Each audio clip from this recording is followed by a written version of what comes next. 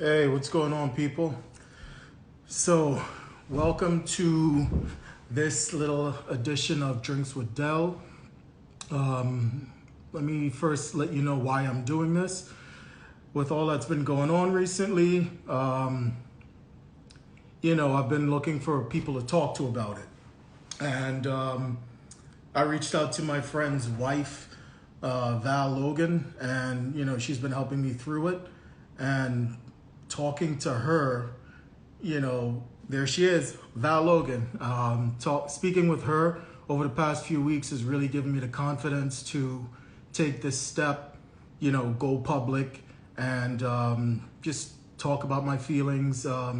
But I'm not interested in, how I feel so much because I know how I feel. I'm confused, I'm mixed up in the head. So I wanted to hear how other people feel about, what's been going on recently. So I reached out to my boy, Coach Devin Buchanan, and I'm going to bring him on now. He's an educator, he's an author, he's a father, a friend, a brother, everything, entrepreneur, businessman. So I'm going to be trying to prick his brain on what's what here. Let me get him in because nobody wants to hear me talk. All right, there you go. Oh, wrong way. There you go. Devin Buchanan, where is he at? All right. All right. Let me see if I can bring. Why does it keep switching? I'm like, all right. Waiting for. There he is. There he is. Yo. Like, trying to do this Instagram live thing. I showed my ring light twice here. Hey, yo, can you, is the top of my head cut off or can you see? It is cut off. Dang, what the heck? I see you rocking your yeah, over everything. over everything, bro. Hold on. Let me see if I could just prop this up on something. So what we gonna do live? Because I'm You got people thinking we didn't test this out. Nah, man, I didn't. I'm all right. There we go. That's better. There you go. No, I can't see your shirt with a merch. Well, I'm only using half the screen right now. So You're right. All right. So, Dev. yeah, bro. Let's start off with just tell people who you are, what you do. I want to hear about the Focus Youth Network. I want to hear about Bus 23. I want to hear about it all. But start them off. Devin Buchanan. Well, first, man, I'm honored to be on here with you. We've known each other for a long time. And so to be able to, one, have this platform and be able to share with people, it's an honor, it's a blessing.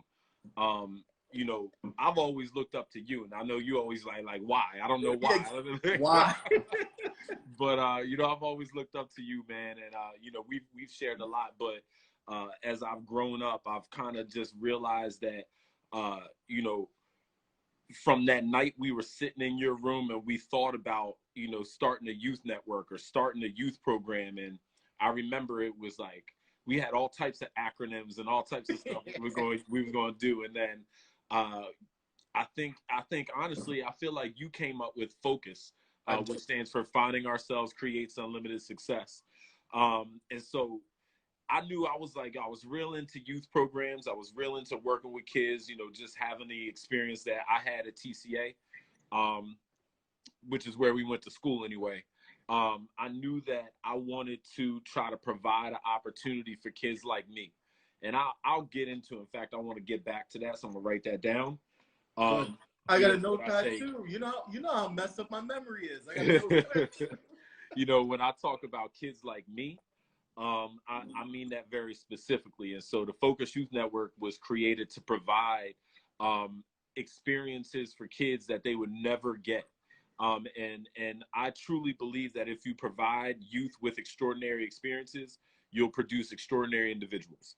And so, my goal is to provide that for young people. And we do cooking classes and different adventure trips, and we did a fashion show 3 years in a row, a youth summit. So we did a lot of different things. And so, that's just one of the ways that, to be honest with you, and he said, where's the merch? I have a program, or I have a apparel line called God Over Everything. And I say that that's just one of the ways that God uses me, is to positively affect the lives of young people. So that's what the Focus Youth Network is all about. And then, you know, from there, he mentioned my book. I grew up in Southwest Philadelphia, right? So, you know, a lot of stories with Handel coming to pick me up and drop me off, all types of stuff. But I grew up in Southwest Philly, and so, I got it's drinks with Dell. So, but I grew up in Southwest Philly, and I was like, how can I use my experiences, the things that I went through, to help other people, right? Right. And so, going to TCA, I rode the school bus for an hour every day from Southwest Philly. Rode the school bus. And, you know, it wasn't always the most positive experience. I got picked on a lot. I got bullied, blah, blah, blah, this and that. And so, you know, it was important for me to let other people know, listen, y'all not the only people going through this. People have gone through all types of stuff and come out better on the other side. Right. And so I wrote a book called Bus 23, Tips and Strategies to Help Teens Overcome Peer Pressure, because it's rooted in kind of this setting of being on the school bus, but it encompasses just life experiences, really. So, got it. Yeah, man. So that's just a little bit about me. I appreciate you giving me the opportunity to share. Of course. You know, but, you know, ultimately we do this, like I do this for the culture. I do this to help young people, like I said, like me, get to the next level. So I'm excited to be able to talk about this and share, man. And what I want to ask is, if you're on here right now, if you could just, there's an arrow right down here, the little airplane. If you could just hit that airplane arrow and share that out with 10 of your friends. All right, let me do that. Yeah, hit that airplane arrow and share it, because like me and Handel, we known each other for a long time, and we have some real life experiences I think we're about to share. And I want everybody to get a taste of what we're about to talk about. So I want you to hit that arrow, right? We'll give you time. In fact, share this out with 10 friends. And when you do, comment below. I didn't even notice that. I didn't even know that. That's dope. That's 10 friends and comment done when you're done.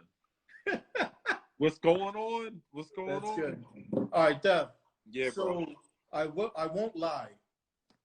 Why I wanted you on was very selfish of me. Now you know I'm about to be a pop, right? Yeah, so bro. Automatically I'm thinking, you know, unfortunately, the talk that comes. Yeah. The danger that comes, and especially now that I know it's a boy, that danger. Not to minimize, you know, what can happen to Black women as well, and what happens to Black women as well. Yeah. So not to minimize that. But, you know, I just bought, you know, a house, you know, an expensive house in what I thought, you know, what is a good neighborhood. Yeah. You know, but now, you know, I bought that not thinking about school districts or anything, because I was, you know, just a guy, you know, no kids. Yeah. Now that I have, you know, a kid on the way, do people do this live? No, I'm just, yo, it's hot, man. I'm opening the window, bro. I don't see this on CNN, Dad. I don't see this on CNN. No, go ahead. I'm listening. All I'm saying, just all right, go ahead. I need to get the window open. Dang, go ahead. But now that I have a kid, and I am literally like 2 blocks to the left of that line, that would put my kid into an A+ school district. Yeah. You know what I mean? And I'm in like a C- or a D school district. Mm-hmm. Now, I know it's not as simple as, you know, I want the solution to be that I could just send my child to that school district. You know what I mean? That better school district. But I know if, you know, everyone does that, then no kids go to the bad school district. So how does that work? Like, what's that setup like? What do you see happening in schools with these divides, these lines that are drawn? All right, so I think what you're talking about, I think is, it starts like, you're right. I think it starts before school. And I think it's an economic thing. So It's the belief that, all right, I have to move out of the city to get the type of life that I want. And I believe that too. Like, I have to, like, in the current situation, there are certain things that you have to move out of the city to get. I want an enclosed yard, and I didn't want to pay $500,000 to get it, so I had to move out of the city, right? And there's certain things. Now, with that comes, like, I think, for lack of a better word, the government has, and cities like Philadelphia, who are large, have done a great job of creating social classes, and they do that by developing in certain areas. And so when you look at all of the development, it's happening around the center city area, which means that that's where jobs are, which means that's where the money is. And then when you're talking about people who, and again, I'm talking about economic, because education is just one form of, like, what we call the social determinants of health. It's just one thing. But I think before you get that, you have economics determines what kind of education you can get. And then education in turn determines what kind of economics you can get. Exactly. But what happened first in America? Economics. It wasn't education. They didn't have schools. It was, we had to build an economic system first, and then figure out how to keep it going. How do you keep it going? How do you, well, this is the thing. Two things on what you said. So economics going down into Center City, they're still closing schools in Philadelphia. Years ago, I read this thing, they're closing school in Philadelphia. So if all this money is being pumped into Philly through these businesses and building from Center City out, why then are these schools closing if these businesses are pumping money, supposed to be pumping money into the system? That's one. And two, I moved out of the city. You know where I live. I live in suburbia, but it's still not enough. You know what I mean? So I still have to now find more money to move again to ensure that my kid, goes to A+ school, so it's like I took a giant step out of where we went to school, where we came up, as did you. We moved, we both moved up, but it's still not enough. That's my thing. And it's, it's like, so then at what point, how much do I have to make to ensure that my kid, could get a proper education though? So, I mean, you said a few things that I want to touch on. Dang, and I should have wrote them down. I should have wrote them down, man. Gotta use that pen. But all right, so you talked about moving out. So the first thing you talked about, corporations. So first of all, corporations don't pay property tax that goes to schools. Exactly. So they're like in Center City, there aren't as many schools. And then the schools that, like, the people who can live in Center City can afford to travel away from their neighborhood and go to a St. Joe's Prep, or go to a high-end Catholic school or something like that. They can afford to do that. And so again, you have a segment of the population in the city that lives there, but does not actually invest in that particular area. So right?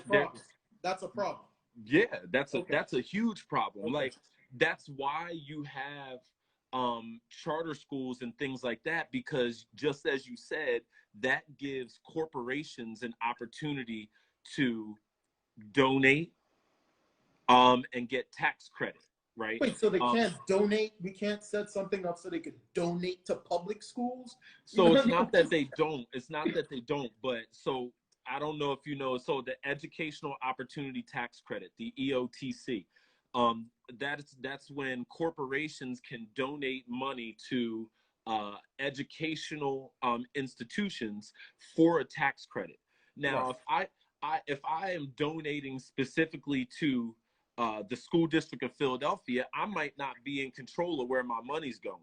But if I have a charter school that I'm associated with, or maybe I'm on the board, maybe like, and that's why people join boards, right? Like I might be the head of a corporation, and then I join the board of a charter school because now I can hide all my money, tax credits and all types of stuff. And I'm not saying it's always a bad thing, Right. but then that takes resources out of the public school. So is that the big divide? Because I know a lot of teachers, you being one, obviously, and half are charters, have worked at charter schools, love charter schools. The other half, it's like charter schools are the devil. Yeah.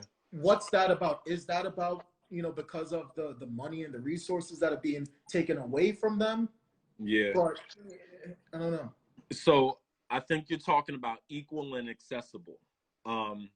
Let me give you an example. Like our charter school, some of the kids that are on here, some of the people that are on here are former students that I had at this charter school, right? Okay. So that like our charter school, we were the only middle school in the school district of Philadelphia that offered busing, because one, we have probably wealthy people on our board. I just know that. And so we have done a lot of fundraising with our school to be able to offer these types of things, right? And so that's not something that the school district of Philadelphia offers. They stopped offering busing because it costs money. It costs a lot of money to do that. So when you talk about cutting stuff, that cut a lot of kids' educational opportunities because they didn't have access to a school. They got to take SEPTA, and we all know how that goes. Yeah. And we saw the ramifications. Like there were a lot more incidences on SEPTA with children in the last 2 years than there were in the previous 10 because they stopped busing. Yeah. So now, so with this whole schooling thing, what are the options that parents would have then? Yeah. If you're in that position where you're trying to make it out, you know what I mean? But you can't at the moment, but your kid needs to go to school. Yeah. You know what I mean? And you want the best for your child. Are there any options? Is there anything they could do to, get their kid into a better school outside of, lying about your address? Yeah. So I'm gonna say this, man. What you're speaking about is an issue that a lot of people are dealing with in inner cities, is not having an adequate place to send their kids to school. So what we're talking about is education. Education has quote unquote been formalized, but education is just the receiving of information.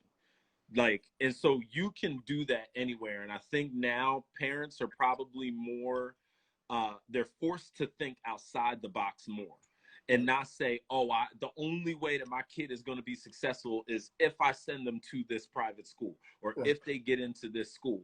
Your kid might not be able to go to the best public school. They might end up at the neighborhood school.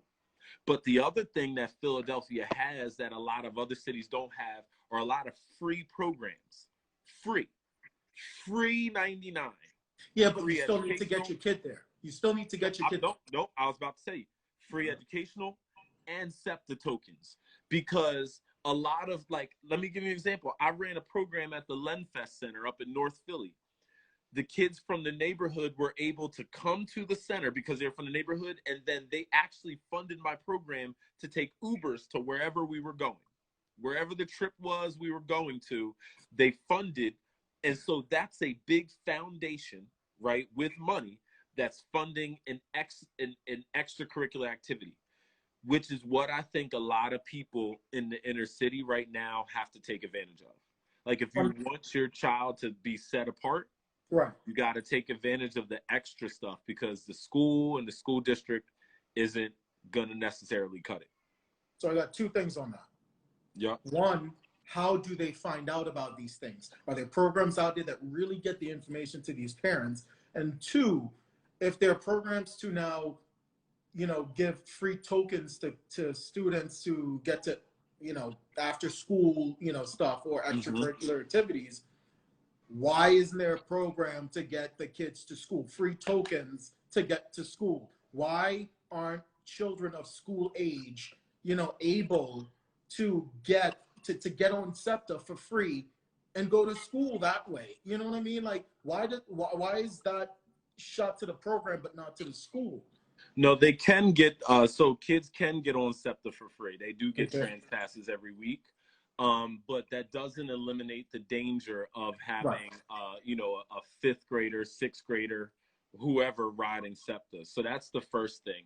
Yeah. What was the first question you think? It wasn't about SEPTA. You had just asked me. It wasn't about SEPTA. But we're talking about we're talking about like the access to schools and getting to school, right? And I think right now the school district is treating it. So you talked about why aren't there these resources to get there? The school district is treated like a business. It's a government entity. I don't care what people say. It's a government entity, and the government's job is to not spend money. That's the government's job. I'm not saying they're good at it. No, I'm not saying they're not. I'm not saying they're good at being frugal. What I'm saying is that their job is to look at where they can cut expenses and cut them. That's their job. And so if they say, oh, well, Philadelphia has, just like New York and I think Atlanta, Chicago, one of the few elevated train systems and a very high-tech train system, Yeah. well, we'll just give every kid a SEPTA token and cut out the expense of The bus. a private bus company, right? So that's the first thing. I think the second thing is, extracurricular activities are they're very unique to individual people. Like I said, the government's job is to pay certain people to provide a service and cut where you can. And the educational system is the perfect place to do that. And if you're like, you know what, the school district of Philadelphia, like Philly actually geographically isn't a very big city. We have a lot of people, but it's not geographically big. And so, I think that they've just figured out that they can pack a lot of kids in this particular area, limit as much funding as possible, and hope for the best. And I think, as I said, like parents really have to. You ask, how do parents find out? I don't always think nonprofits and organizations do the best they can to, spend their money in advertising, if you will. Right. You know Right. what I'm saying? Like, if you're trying to make a little dollar and trying to cut your bottom line, you're probably not going to spend money in advertising and trying to grow your program. You're just going to kind of keep it where it is. And there's a lot of organizations in Philadelphia that are doing just that. They're cool with getting the money that they get and doing the same thing all the time. So there needs to be a nonprofit that is basically solely advertising for nonprofits. So so listen, one of the things that and my website is set up to do this. I just gotta act on it, but to be a directory. So right now there is an organization called the Urban Affairs Coalition. They're kind of like the hub for nonprofits, but they're also an old organization, if you will. Right. Okay. They like I said, they're a hub, but I don't know that they are up to date on the most, like you don't see them going on Instagram Live. You don't see them, like you're never gonna see them going on Instagram Live. You're never gonna see them meeting people where they are. Right. You're not gonna see that. It's join our mailing list. If you come, you come. If you don't, then you should have came. And that's not how things are done today. No, you gotta get to people. You gotta get to people, man. And we talking about education, and I love this. I really want to get into the nitty gritty because I got some opinions on. Well, this is my thing though. How do you think though that all this is affecting the marginalized? You know what I mean? Your students. So I didn't want to just jump into the whole police thing because that can't just be the focus. You know what I mean? Um, what I know from you, from us, is we care about the education, we care about the children, we care about the future of our. If you don't stop moving your camera, Trying to bruh, get it right, man. Go bruh, ahead, bro. bruh, Go CNN, ahead, man. get Go it ahead. right. No, all I'm saying is like I want to come at this a different way. I want to know, because you're on the ground floor, what are the conversations like with your students? What have you heard, even before all of this? What have you heard over the years in schools, how kids now speak about police then, or speak about the conditions of their neighborhoods? Because that all has something to do with what's going on now, you know what I mean? The black frustration. But again, for the purposes of just this, just Yeah. for next 5 minutes or whatever, Yeah. like I want to focus on the kids, because again, that's where my head's at right now. I told you, this is 100% selfish. Yeah. Like, Yeah. Yeah. you Yeah. know what I mean? But like, what have the conversations been like? You know, what have you overheard in the halls? They talking about the police, or what it's like at home, this and that. Like, how are the communities looking? All right. So I'll be straight up with you, man. Like, and when you're talking about, so I teach middle school now. Right. Now I will say, so, and if you are one of my students and you're in high school, and I know 06, 08, or 806, 06, I know that you are. But if you're one of my students, I just want you, if you're still in here, just comment and let me know. So I have the pleasure of seeing how high schoolers react and how middle schoolers react. Okay. A lot of my high schoolers that are from like Mastery Charter School, a lot of those students that I had a little bit more recently, uh, they are very much in tune with the social justice issues. Okay, Okay. they're the ones who feel the direct impact of possibly being hurt, possibly having their life taken. They're the ones that are close to voting and being the next adult. So they're the ones that are sharing on Instagram. They're the ones that are wanting to have these conversations in school about what they can do. Because Right. ultimately, a kid right now on social media, they want to know what they can do. They don't want to know about the status quo. They're like, what can I do about this mess? Right. And that's why you see kids like videotaping their parents and stuff when we're like being racist as could be, or like I don't know if you've seen any of those going around on Instagram, but there's a lot of like white teens who are empowered now. They're like, yo, my parents racist, and I'm about to catch them on TikTok in this racist conversation, and then I'm gonna share it to the world. They blowing their spots up, blowing them up, blowing them up. So, you know, when you're talking about school, and I'm gonna be straight up with you, it wasn't until really recently that I feel like even my school and a lot of schools opened up and were empowered to have conversations. Because at the end of the day, there's still a lot of white teachers at schools. Right. Okay. And so that means that you have to educate and empower white teachers to feel comfortable with talking to Black students about certain issues, okay, Right. that are truly injustice issues. It's not just, oh, are you having trouble in your house? You know, was your lights not on? Did you not eat breakfast? It's like, why did this not happen? Right. And how are you going to fight the system? How are you going to be anti-racist? It's not just, all right, now you know I don't have no food. What are you doing in your own personal life to be anti-racist once you leave this building? And that's where schools need to be. When you ask about, you know, students, I'm being straight up. Like, when we left school, it was about Corona, right? Yeah. It wasn't like police brutality been happening. Breonna Taylor happened on the day we left school, but none of the kids was thinking about that. They was all in their gloves and their masks worrying about Corona.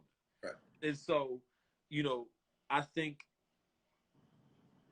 what we're talking about here is a conscious effort to educate and empower this next generation. And I have in my notes, like, you know, I don't know if you ever wanted to talk about education in the past. Like, we both went to TCA. You know, we went there until what, I junior do want year? to touch on that. I want to touch on curriculum, Yeah. because I feel, straight up, I feel like both black and whites have suffered from a lack of education. I'm talking even the most prestigious, you know, the well-funded middle schools and high schools. Yeah.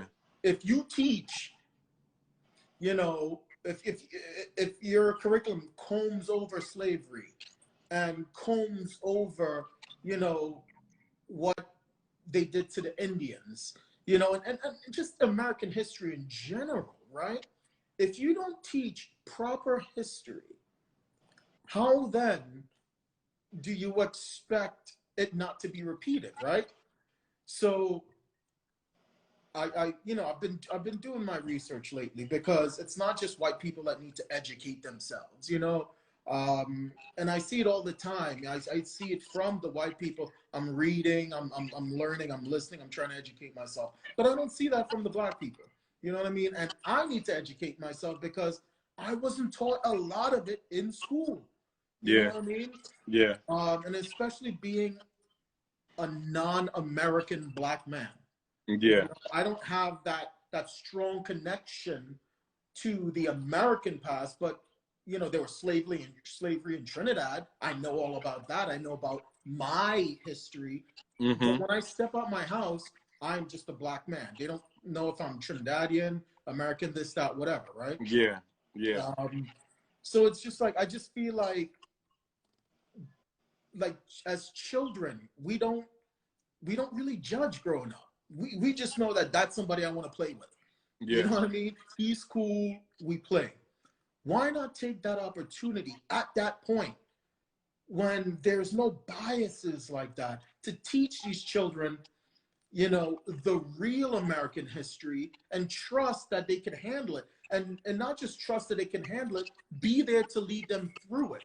You know what I mean? And I feel like, okay, Dev, I've known you for 24 years.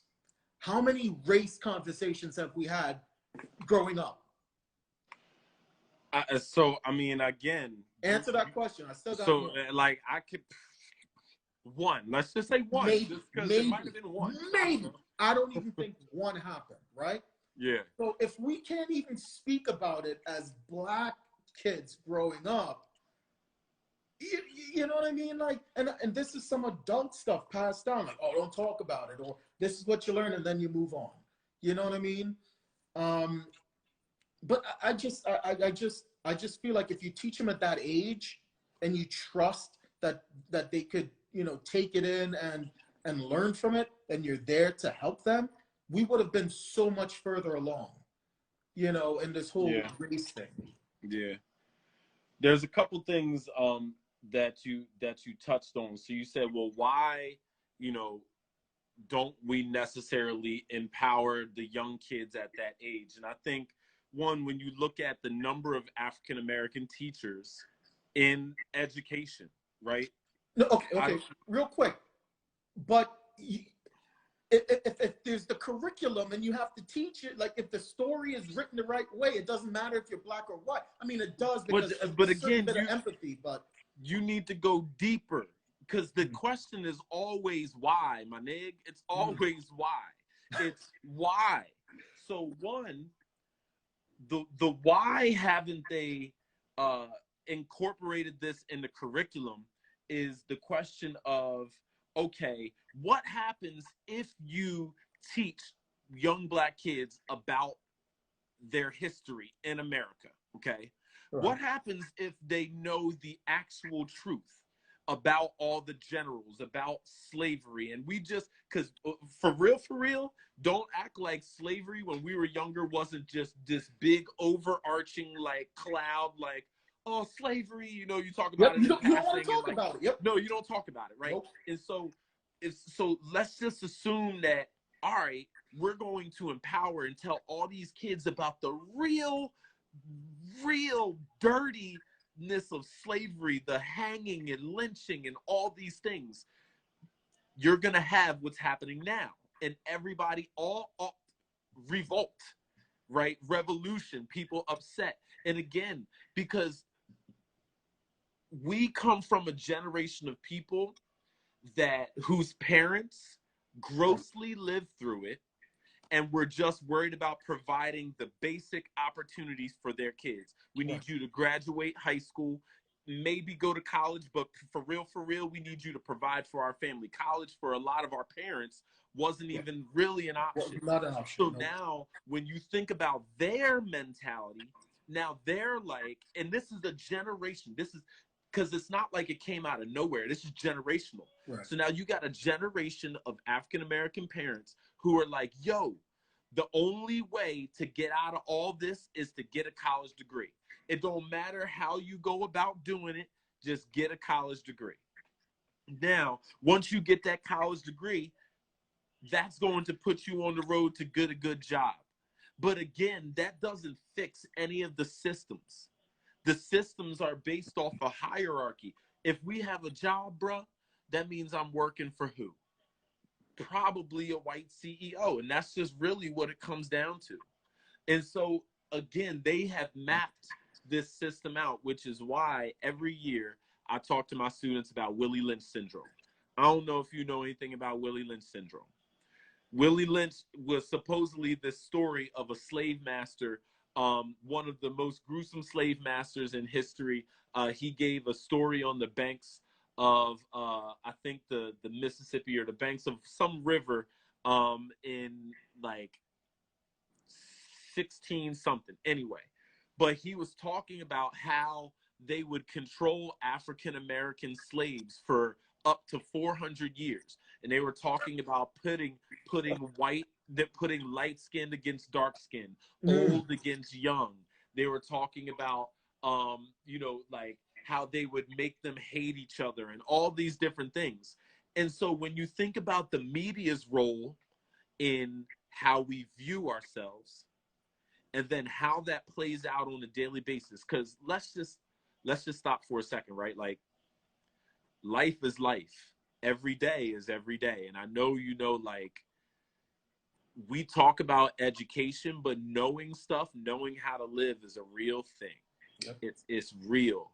And if you don't know how to acquire money, how to write a resume, how to even go about doing any of the stuff, you don't have a chance, bro. And if you never had a teacher who wanted to teach you it, you definitely didn't have a chance. That's why, like, when I think about the education at TCA, it was great to give me a foundation as just a man, right, but not a black man. Right. Not as a black man, right? We were few in that school. Yeah, we were few, man. And it wasn't like it, and a lot of them, like, were athletes. Yeah. And a lot of them, didn't take pride in being, academically inclined, if you will. So, a lot of times I was always hearing from my mom, well, don't be like the other kids. Don't be like them. But them always looked like me. So I had this huge confusion of like, dang, what does it actually mean to be black for me? What does that actually mean? So now you say that as an American black man, right? Me as a Trinidadian black man, like, I mean, I feel like we've been through some of the same things within our own race, right? And I feel like black people don't like to talk about this shit too much. Too much. When you speak well, when you are educated, when you're trying to push yourself forward, get your family forward, there's the, oh, why are you talking white for? What does that mean? Does that mean that only white people now speak educated, speak properly? You know what I mean? You have I work at a casino, right? Mm-hmm. And I work in Philadelphia, so predominantly black. When I have to tell someone no, oh, you Uncle Tom. Because I have a job, because I'm here to, you know what I mean? So it's like, it's not just a black-white thing. It is definitely a systemic thing. And even systemically, we've been taught to, like you said, fight amongst each other. You know what I mean? And for what reason? The reason is organization creates power, right? Mm-hmm. If you're always bickering, what power do you have? Mm-hmm.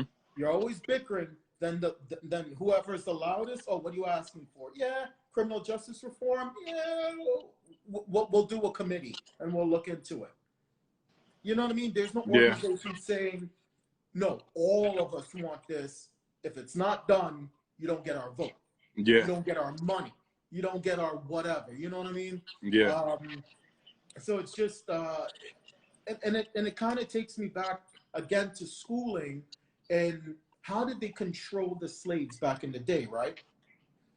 They didn't allow them to read. If you could read, we're gonna kill you. We're gonna chop a limb off, something. Mm-hmm. Don't stop at that stop sign, because Mm-hmm. you should know what that stop sign says, right? Yeah. And then today, though, the minority communities, the poorer communities, are the ones most affected by the funding from these governments, right? Yeah. They can't read. How are you supposed to succeed in this world if you can't read on level? How many kids are dropping out of school, and then again you got to turn to the streets, or you know, a grocery store? Again, I'm not trying to. But I want to touch on something, because what you just said, right? Hold on, They real quick. said- I just don't. I don't want to say, when I say a grocery store or a barbershop or this and that, I don't want that to be like, oh, that's so less. I'm just saying. Excuse me. We're not. I'm just saying, like, I didn't live next to an astronaut growing up. There Yeah. was no doctor in my community. There was no engineer in my community. But go ahead. I'm sorry. Yeah. No, it's cool. So you just said something about this idea of, like, how are you going to be successful if you can't read on level, right? Now, that's because someone has created this idea of levels, the stuff that you need to know by a certain age. Right. When actuality, the world doesn't operate on that. If you know how to print t-shirts better than someone else, you can be a multimillionaire. And Right. you don't need to go to school for years and then go to college to do that. But they've made education not like, oh, you know what? Like in Asia, in different places, like you go to school for this thing, or you go to school for this thing, and you learn how to do this. Your family is going to be, y'all going to be leather makers, and y'all going to be, you just learn how to do a skill, right? And that's your track in school. Not in America. They just give you this blanket information and then tell you to figure it out. Because at the end of the day, and this is what, I don't know if you've ever heard of Candace Owens. You heard of Candace Owens? Yeah, okay, right. So she did this interview with Mark Lamont Hill the other day, who is a professor out of Philadelphia, well-known. But anyway, she was talking about, Mark Lamont Hill made this a point about how the SAT and standardized tests are actually racist. And she was like, how's this racist? And he's like, well, because it doesn't measure the amount that you know, it measures the class that you're in. It'll have a classic question like, you have a 50-foot yacht. Well, damn. A kid from 18th and Cumberland might not know what a YACTC, you know what I'm saying? What is that? What is this? Then they raise their hand, yo, can you come tell me what this is? And then they're trying to figure out, they don't even know the things in water. So how they can do the math question, but they sitting there trying to figure out what a yacht is. And so that's not fair when you're talking about a standardized test. That's not standard information. Standard information would be talking about a basic car that everybody would know. And so she could not understand that. And that's the thing about education, is that when you have, at times, because I don't want to speak in generalities, but at times, if you have consistently white teachers in a school, their belief in what African American kids are capable of may be skewed. Not in every situation, not always, but I'm telling you that if you have two kids in a class and one's white and one's black and they both are trying to take calculus, you might assume that the black kid may struggle versus the white kid. Yeah. Especially if you've been raised with these microaggressions, not like you grew up racist, but you grew up biased. That's all. And so that's what we're talking about. And that's why I keep bringing up this idea of black teachers, because when you're talking about, let's go back to people moving out of the city. Yeah.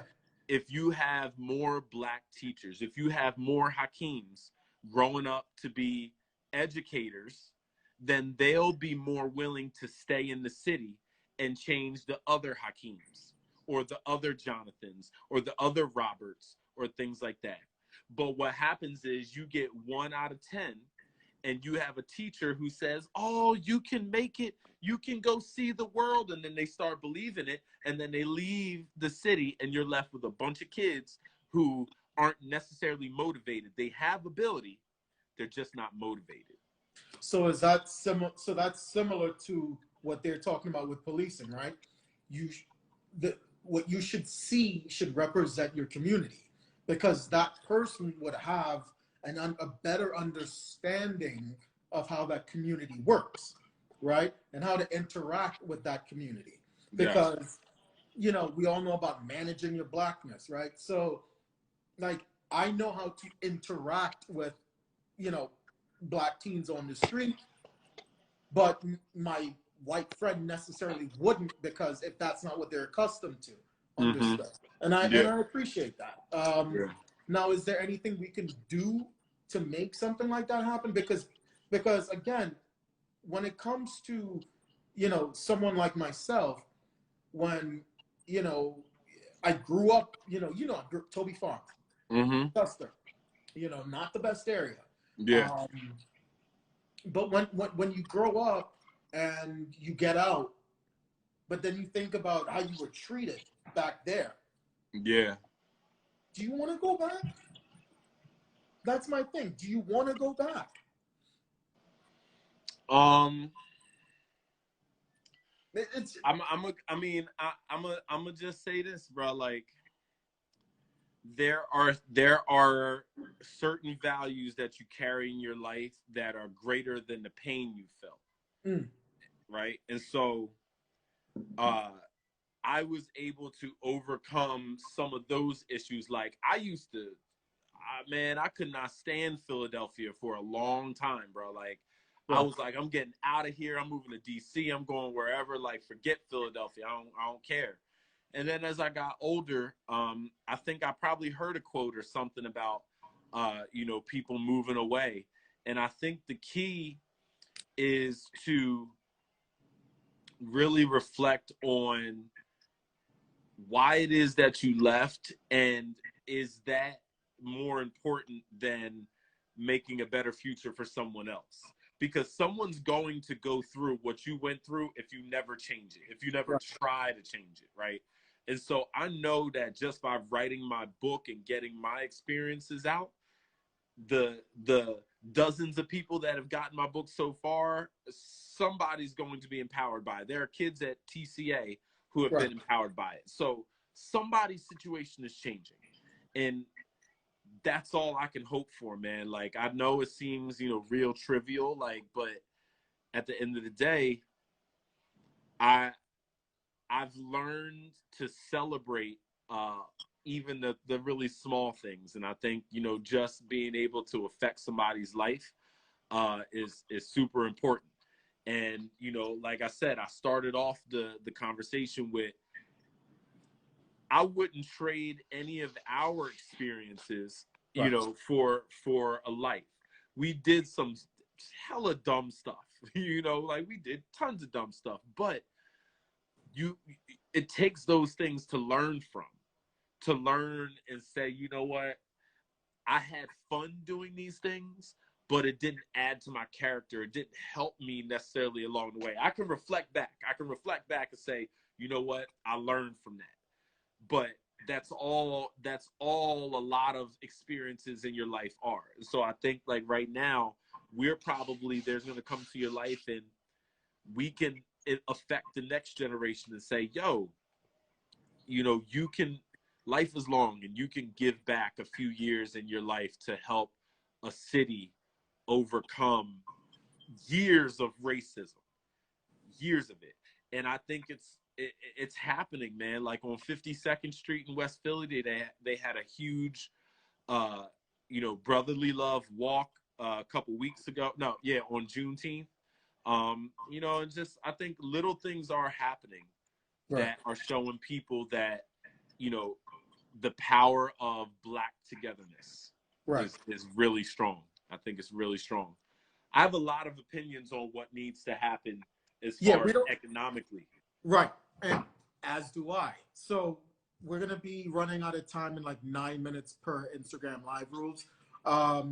So I want to dig back into these chat things here and look for some questions. And I got one here. But I do want to ask you if you'd come back on and we just talk about the next thing. Is that good with you? Tonight? No, not tonight. Another Tuesday.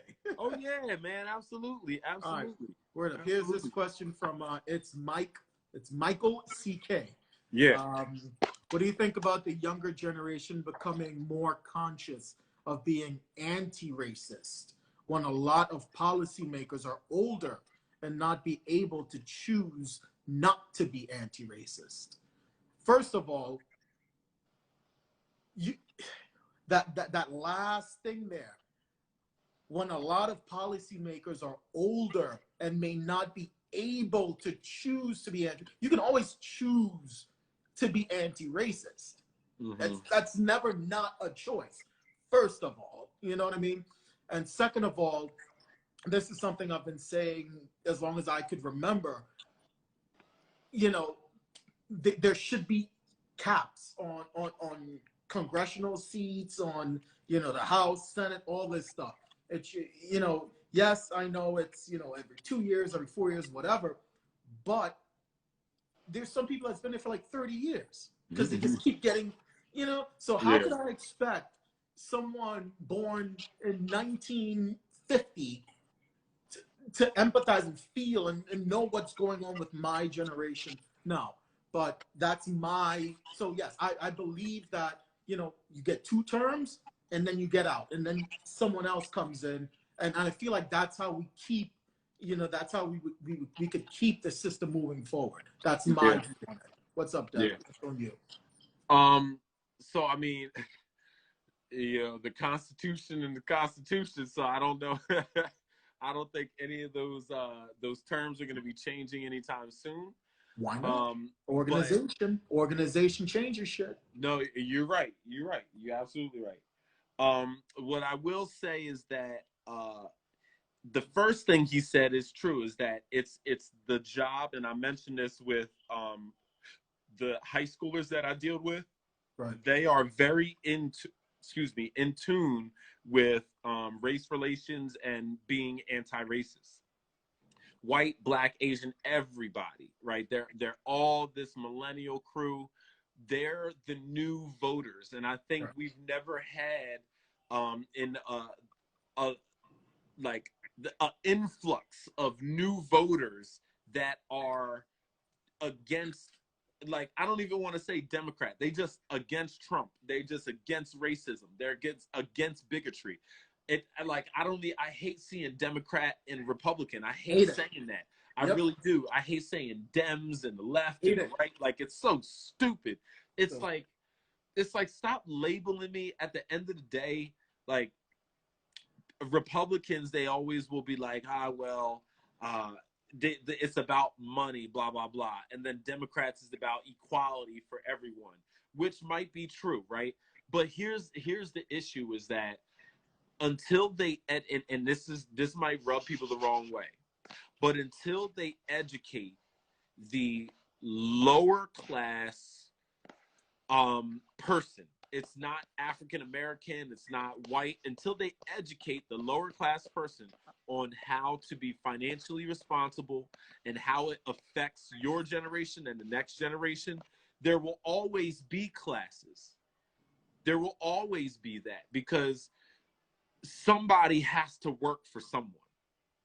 But that doesn't mean that that other person can't build wealth on the backs of the next generation. Right now, people are building wealth on the backs of people in their own generation. That don't make sense. But if you hire a young kid and pay them a little less, then that's the same thing as hiring a 40-year-old freaking black male or a 40-year-old white male who's living in a not so nice neighborhood, right? But it shouldn't be happening that way. Right. We should be teaching teens and young teens, adolescents, skills. They're the next workforce, and you move up. But it can't work that way when you have all these CEOs just taking millions and millions and billions of dollars and nowhere to spend it. Like, not even a lot. Like, it's crazy, bro. It's crazy. I know. I agree. I completely agree. But I also feel like this is not what I'm hearing on CNN, my man. This is not what I'm. Hold on. This is not what I'm hearing on Fox. Would you stop with that window shit? No, bro. People are looking in my house. You calm down. Hold on, man. Go ahead. All I'm saying is just civil conversation about the past, present, and future is not happening, or it is happening, but that's not what's being shown. And just like, you know, we get to the whole media, just you know, it comes back to the media a bit. If you're shown over your lifetime aggressive black people and you don't interact with black people, when you finally do interact with black people, what are you going to expect? You know? Yeah. Today's self, Dev. I went out today. I got my car done, right? Oil filter rotation. I walk outside to shoot my first, you know, PSA for people to share that we're having this talk tonight. And I walk out the door. There's a white lady sitting on the curb, you know, with a car dealership in a parking lot. There are two white men to the left of her standing up talking, and a black guy to the right sitting down, you know, on his phone. I walk out the door, taking off my mask, looking at my phone. On top of my phone, I see her grab her purse. For what? We're in a car dealership parking lot. My car's getting worked on. What do you expect from me? I'm gonna run away with your purse and buy a new car? You know, it's the small things. You know, it's small things. But you know, when I bring things like this up to my friends who are not of color, I get the oh, you think everything. You always see things like it's not really. The thing is, like, if this is something you grow up with and you see all the time, of course your vision's gonna be blurred. Yeah. That's what you're gonna see. But either way, we got 1 minute and 30 seconds left, Dev. I appreciate you being here. This is very brave of you. People don't do live, you know, because it's scary. You know, they're thinking they're gonna get that gotcha question or whatever.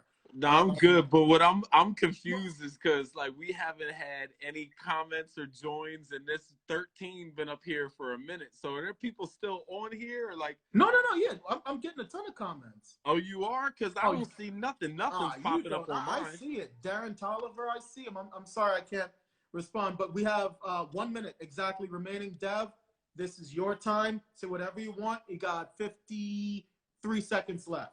Plug your stuff. So listen, what I want to say is that, you know, me being a champion for kids, me being a champion for young people, I want to encourage everyone out there to each one teach one, right? So reach back. Like, if you see yourself going up the mountain, it doesn't make sense to get up the mountain without reaching back and grabbing somebody else. And so every time you learn something, every time you learn something, you know how many 1 minute videos I've done? every time you learn something, you need to teach somebody else something. You know, that's the only way that we're going to kind of get out of this little hole that we're in now. So, all right. Thank you, everyone, for tuning in. We got 10 seconds left. Dev, I appreciate you. If you guys absolutely. have questions, this is going to be posted. You can rewatch it. I want to do more of these with more people, so let me know if you're good for it.